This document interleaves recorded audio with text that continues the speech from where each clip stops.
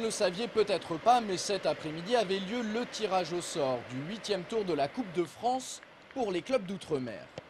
Lors de ce tirage effectué par le sélectionneur de l'équipe de France Espoir, Éric Momberts, le SCO a été désigné comme adversaire de l'AS Excelsior, un club réunionnais équivalent à la division d'honneur.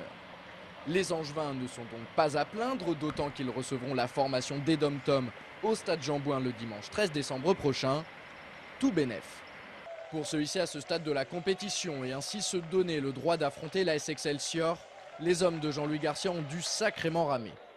Lors du 7e tour qui se déroulait le week-end dernier, les Angevins ont rencontré les pires difficultés pour venir à bout de l'équipe amateur de Poissy.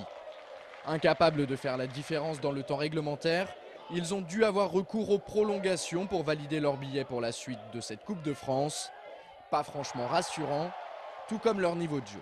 Je suis sûr, il n'y a pas eu du beau jeu ce soir, mais on sait qu'en coupe, c'est difficile des fois de faire du beau jeu. On a eu beaucoup de déchets techniques, on a raté pas mal de dernières passes, des coups francs bien placés, pas toujours bien tirés.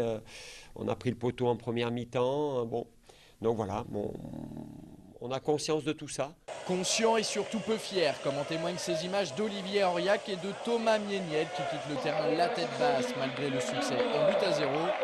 Ceci dit, à la décharge des Angevins, plusieurs éléments n'ont pas joué en leur faveur. L'arbitrage par exemple. En première mi-temps, M. Jochem leur a refusé 2 buts qui semblaient valables. Le premier sur cet hors-jeu peu évident de Serge Desblés. Le second suite à cette faute imaginaire de Thomas Mieniel sur un défenseur francilien.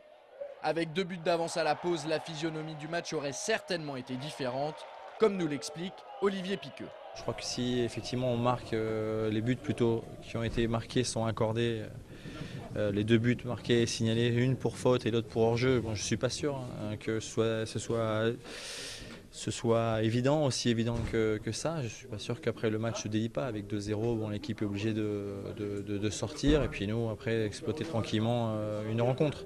L'autre élément, c'est l'état déplorable de la pelouse qui a largement favorisé l'équipe la moins entreprenante et la moins forte techniquement, en l'occurrence Poissy. Je crois que le terrain se prêtait pour une équipe qui voulait bien défendre, qui mettait beaucoup d'engagement athlétique. Mettre le ballon au sol et produire du jeu, ce n'était pas évident sur cette surface. Donc ça fait que parfois on a joué en l'air, on a joué le jeu qui peut-être à un moment donné les favoriser. Certes, mais on ne peut toutefois pas remettre en question le courage et l'abnégation de cette équipe francilienne qui a bien failli jouer un mauvais tour aux Angevins dans les ultimes secondes de la prolongation. Fort heureusement, les hommes du président Bernard avaient la chance de leur côté.